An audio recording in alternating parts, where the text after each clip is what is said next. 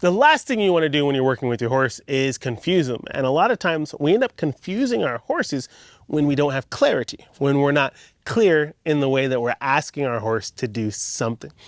Let me show you an example. So sometimes, for example, I'll see people and they'll want their horse to back up.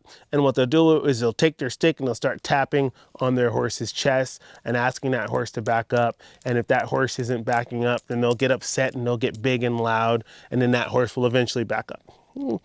That's a pretty okay progression. However, let's be more clear, okay?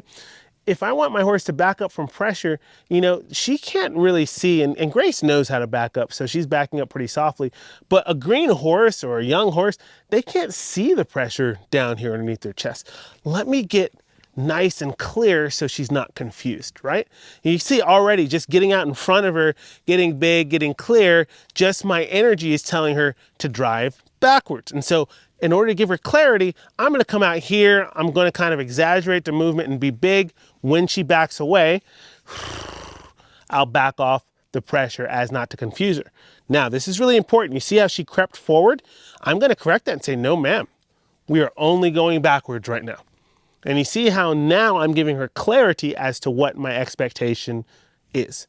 If I had backed her up and then allowed her to come in forward without me asking, and I guarantee you, a lot of you at home, this is happening all the time, not just with backing up, but other exercises, where you ask for something and you have an expectation while you're doing it, but then once you release, you automatically forget about it and you start letting that horse creep up and creep up.